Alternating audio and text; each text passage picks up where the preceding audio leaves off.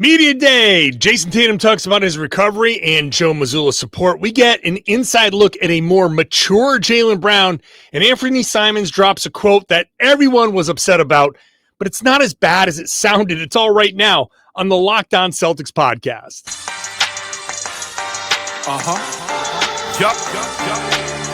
Beantown, be ever ready. It's the C's. Who else could it be? What they gon' say now? Screaming like JT. Karalis recap the madness every game, every practice. Prime time, dapping D White on the sideline. Raining J's, how it started, raising banners, how we finished. Locked on Celtics pod, home of the winners. Hey there, welcome back to the Locked On Celtics podcast, right here on the Locked On Podcast Network, where it is your team every day. Your team is the Boston Celtics. I talk about them every Monday through Friday, plus on the weekends whenever they play. So that means 5 at least free podcasts for you, maybe more during the season, during the week. So subscribe wherever you get your podcast. Again, free, available everywhere. It's on YouTube. Get into the comment section. Share your thoughts with your fellow Celtics fans. Become an everydayer just like them with me on the podcast Monday through Friday. And just share your opinions. I'm John Karalis, beat writer for Boston Sports Journal. I've been doing a version of this job for about 20 years now. I've written a couple of books about the team as well, and I was there at Media Day as part of my job for a very long, drawn-out Media Day where just about everybody spoke.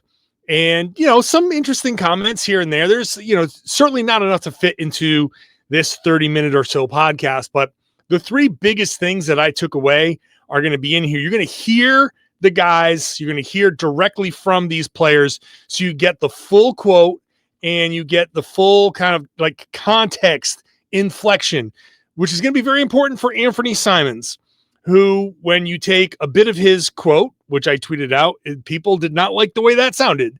And I understand why. But when you hear the full quote, I'll give it full context. I don't think it was really that bad. That's the third segment. Second segment dedicated to Jaylen Brown, his evolution, his maturity. I use the word maturity. You'll hear me ask him the question and a follow-up.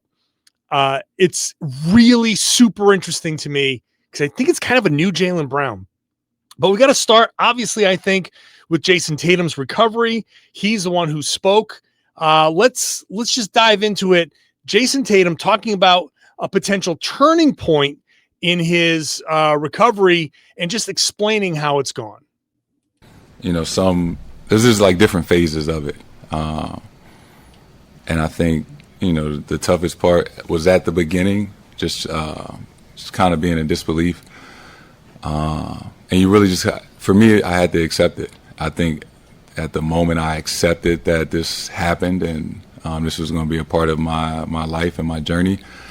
I started to see a turning point, but then, you're on crutches and you have a scooter and a boot and, then you drop one crutch and then you drop both crutches. And I think at that point, things that you take for granted, you walking around and my hands were free. That made me feel a little bit more normal. Getting out of the boot made all the difference. Then your weightlifting workouts start to feel a lot more normal. The last week I've been on the court, but now it's a tough spot to be in because the team is practicing tomorrow and I won't be able to be out there. So I'm certain that when the season starts and I'm not out there, that'll be mentally challenging. But you just try to look for bright days and when you can get them. This is a really important time for Tatum. Because while I think, and I've said this before on the podcast, I think his recovery is going incredibly well. There's always a possibility for a setback. But as of right now, his recovery is going incredibly well. I've been saying March, and then I revised it to February. I might be ready to revise it to potentially January, having seen some additional information about what expectations are for Tatum's recovery from Achilles. Let me just put this out there. A lot of people, you might have this opinion of like, why bring him back this season? Why? Because he'll be ready. I honestly think that Jayson Tatum, like one part of his lasting legacy will be that he was the beginning of this wave of quicker than expected Achilles returns to basketball. What used to be a year-long process could be a 6-month process, 7-month process, 8-month process. He, I think, could be at the forefront of, oh, wow, if you do this way, you could be back in half the time and totally fine. So I think that is a certain possibility. But we got to understand that there are phases of the recovery, and I don't want to say any of this is easy or easier or anything like that, especially since I've never gone through an Achilles recovery. It's painful. I'm sure it's very, very difficult, but doing leg lifts, double leg lifts, single like calf raises, like that's what I'm talking about. Those are very achievable goals, very concrete. Can you do double calf raises? Yes. Now single calf raise. Yes. Can you do 10 of them? Can you do 15? Can you walk on your own? All of these things are very achievable goals because physically your body is going to heal, especially when you're Jayson Tatum, 27 years old, peak of your athletic existence. Of course, his body is going to heal wonderfully because his entire genetic existence is geared towards, oh yeah, we could do this. No problem. We could do this in half the time it takes. If it were me, easily half the time because my body's not in the condition that Jayson Tatum's, not even close. But now comes a very, very difficult part. He is going to be on the court, nowhere near ready to play basketball. But now here come his teammates out there, and it's like the kid with the broken leg during a snow day looking out the window and going, oh, I want to play. And this is where the mental toughness really, really kicks in because this is where the temptation to rush, this is where the temptation to push harder and be like, no, look at these guys. I want to be in these drills. I want to be there. They're maybe they've won 2-3 games. I want to be a part of this. And you don't necessarily skip steps, but you kind of glide through those steps a little more quickly. And this is where Tatum's support system comes in. Everybody has to be aware. You have to check them, right? This is where it's not do what Tatum says. It's, hey, buddy, no, we're not skipping. We're not flying through this. You got to do all of this. I think Tatum's head is there, but this is where the real temptation to not be there hits. Let's get to his support system, Joe Mazzulla, who was there. And here's Joe talking about the importance of being there for Tatum in all of these milestones. I think it's your responsibility as a coach to be there for you guys. So, whenever I could lift with them, whenever I could be there for treatment, whenever I could rebound for them, I think it was important to do that. I think as a guy that's going through stuff, you have to know that going through it together. And I think that's a piece that's important. So I was there for the first time he walked. I was there for the first time he ran. I was there for the first shots that he took. So I think it's important, and you try to do that for everybody. I think one of the things in the off season that I like to do is, build different relationships with the guys and do different things. So each guy has their own way about how you go about doing that. This summer, that was a way to build a relationship with him, and it was different for everybody throughout the summer. Chris got baptized this year. Got to go to that. I thought that was really important, and just a lot of other things throughout the off season. So that's Joe kind of being what makes him partly what makes him a really good NBA head coach. It's about relationships and building those relationships and doing different things. I mean, he's been, you hear the stories. He went to Colorado to, work out with Derek White and hang out with his family. Went to Utah for Nemish Keita, Utah State type of thing. He's been around everywhere, and now he's been there for Jayson Tatum's recovery, talking about lifting with him, going in there, doing the part of the recovery with him. This is so incredibly important because he's going to need Jayson Tatum to play maybe a little bit of a different style, play a little bit more up-tempo than he's used to, play a more kind of quicker game and look for cutters, be a cutter sometimes. Stuff that maybe Tatum isn't used to and doesn't normally like to do, but that's the style of Celtics are going to play. And when it comes time for Tatum to ever come back here, Joe's going to be like, hey, buddy, we need you to do this. We're successful this way. if you can be you with this style, supercharged. And I think Tatum's going to do that. Tatum's going to do what Joe wants him to do because Joe is there. He's proven, I'm here for you. You got to be here for me.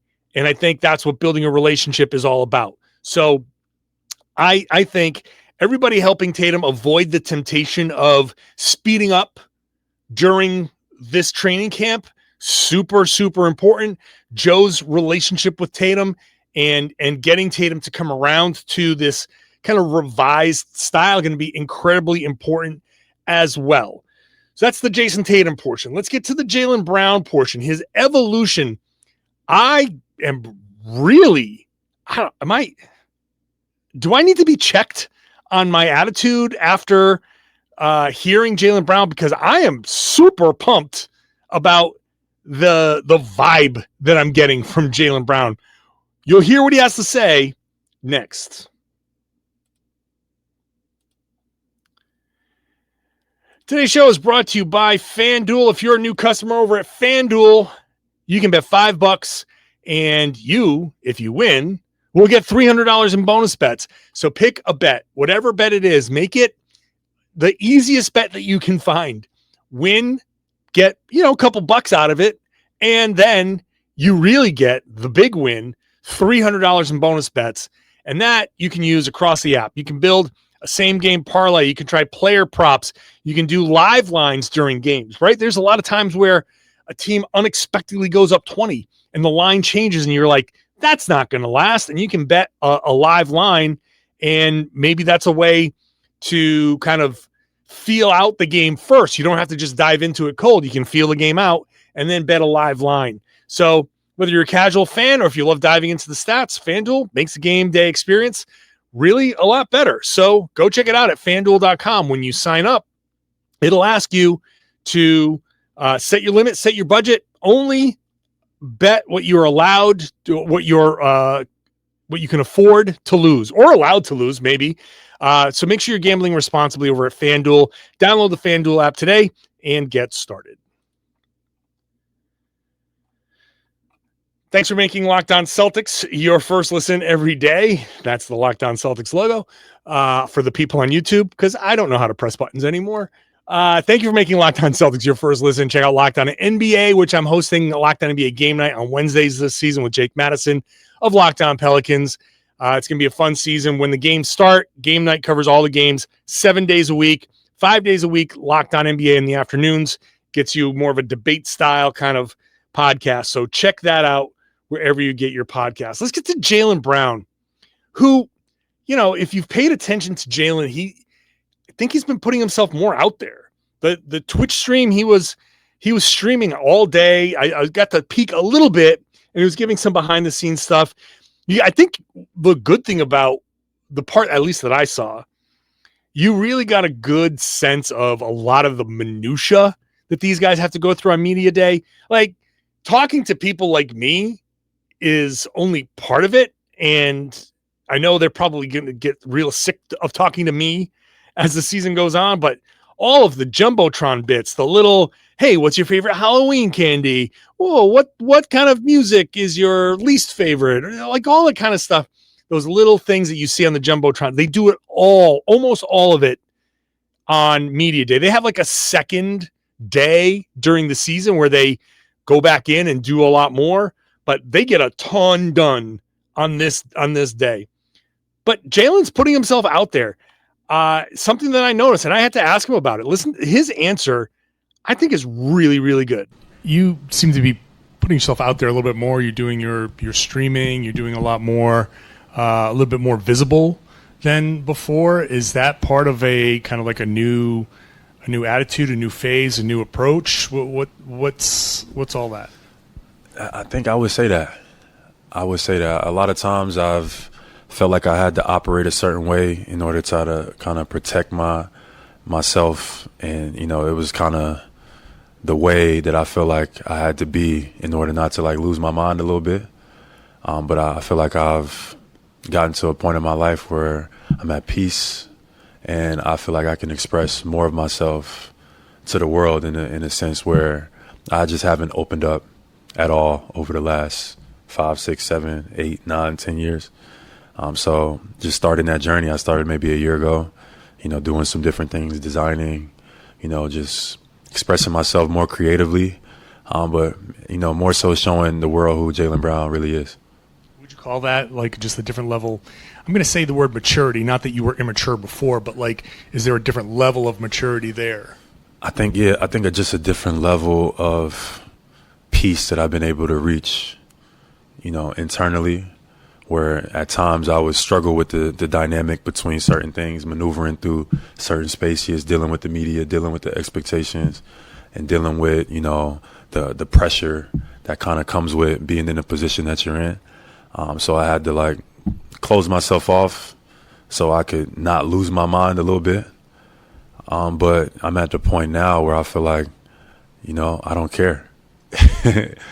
All the pressure, all the expectations, all that stuff is real, but I don't need to put anything extra on myself at all. I know who I am. I know what I'm capable of.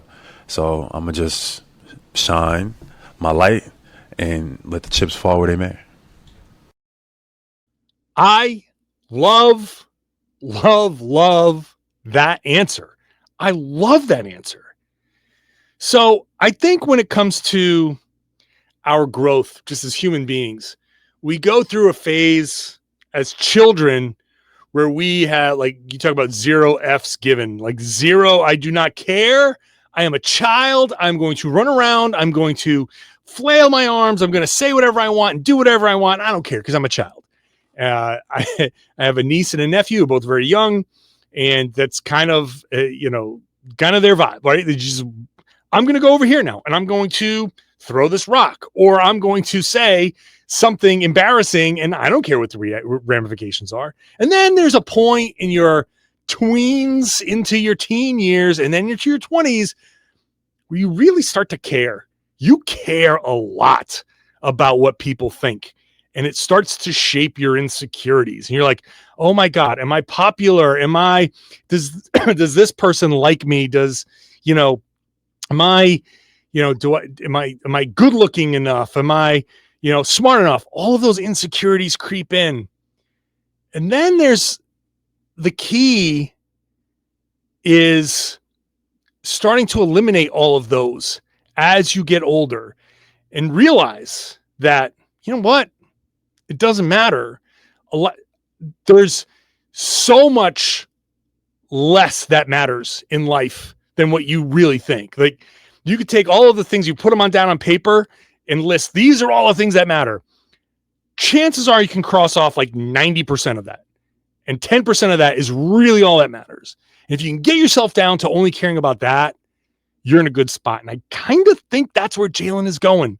I think he's crossed a lot of stuff off that list. And it's a freeing place. It's a comfortable place. And it's very difficult to get there. But if you can, then you really are free to live a life of like you 0 expectations. You only care about a few, your inner circle.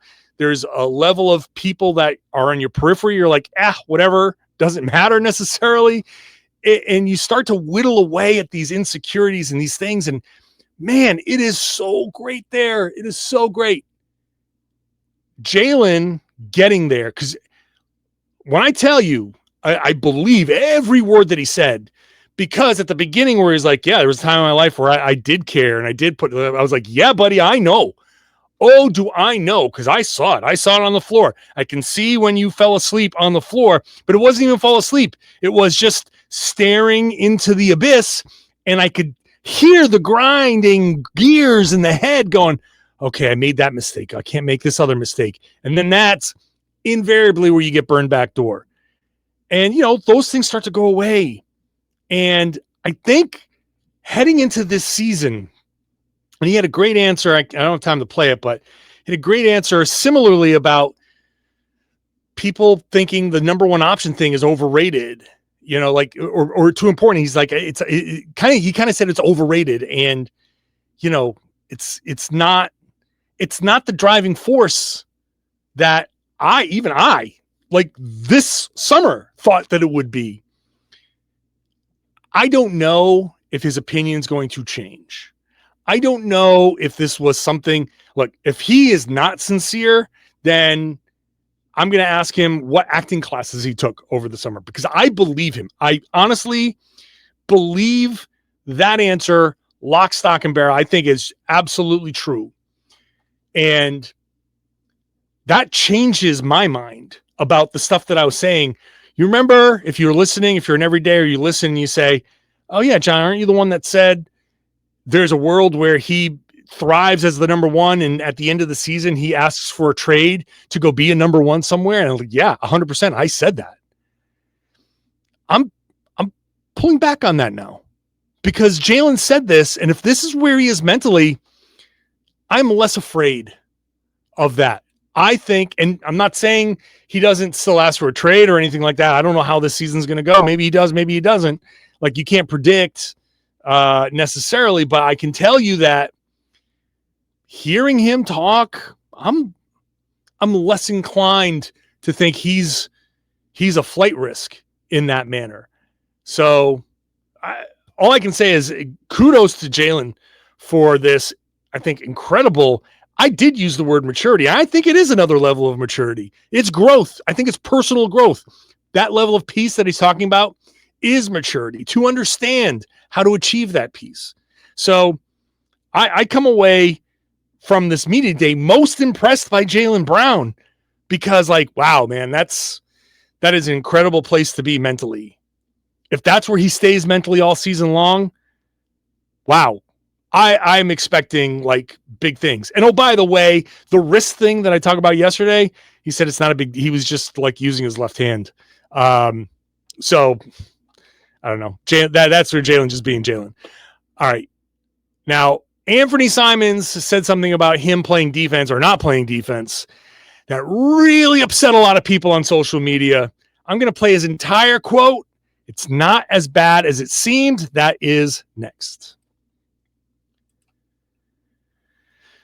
Today's show is brought to you by Monarch Money. Look, a lot of people don't have the full financial grasp, right? They have accounts and maybe you've forgotten, I've got a, this, like, I forgot that I had this 401k from this other job that I was only at for a few years or whatever. Like, Monarch Money can kind of help you take control of all of that. If you're struggling to keep control and, because you're busy, Monarch Money is going to be an all-in-one personal finance tool.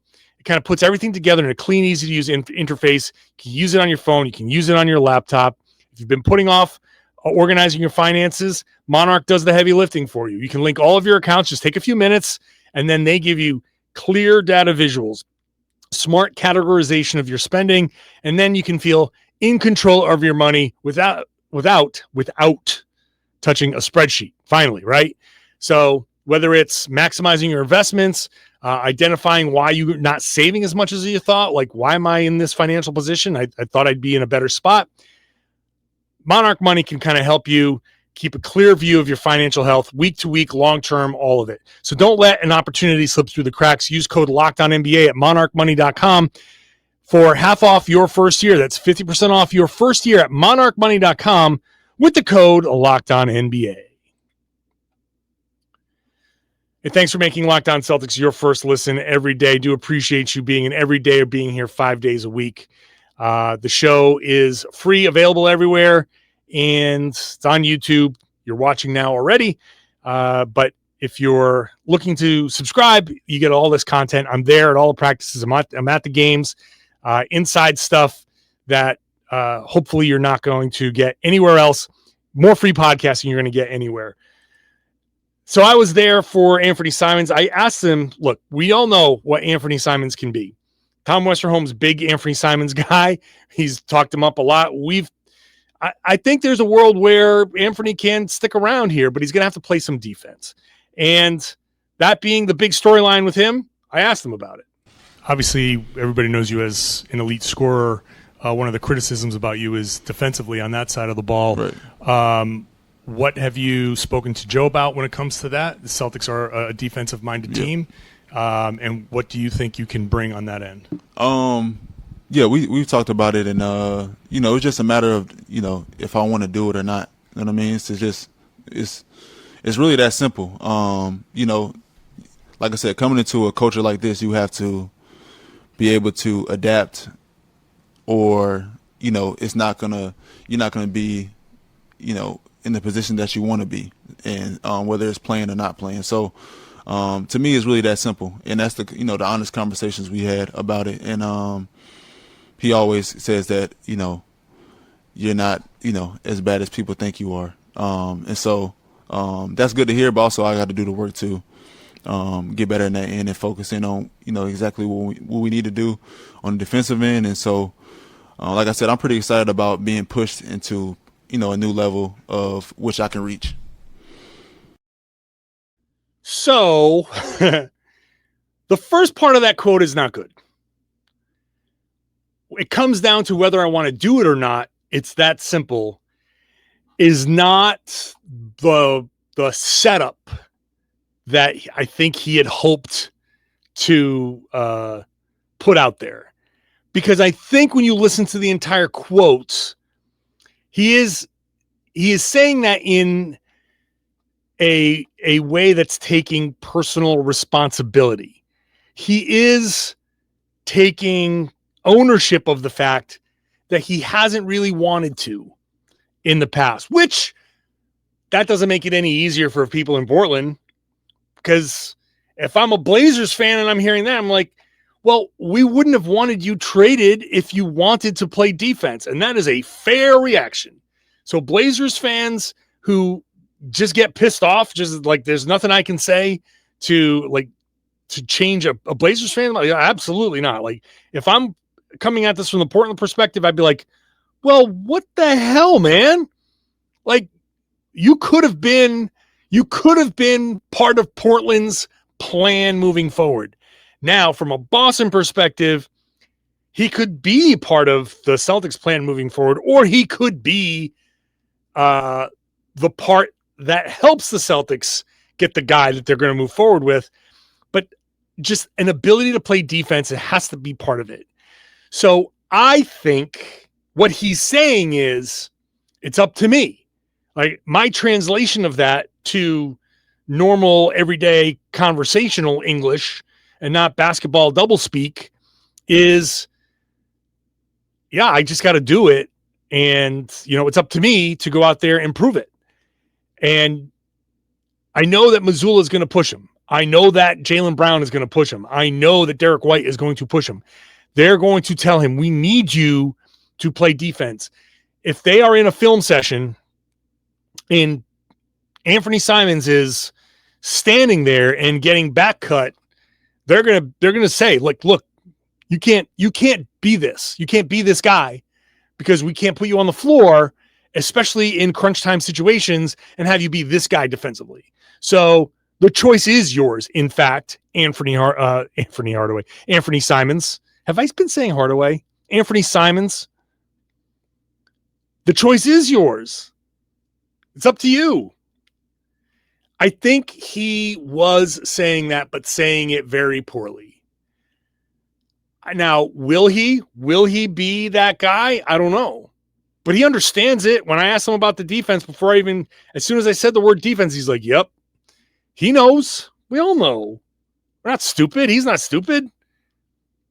So when it comes to that, he is going to have to put in the effort. He is going to have to want to. If he's going to get to another level, if he's going to get to a level where Brad Stevens goes, I wonder if he's the guy that we keep, and changes, direction in somebody else, or if it makes another team go, maybe he's our missing piece.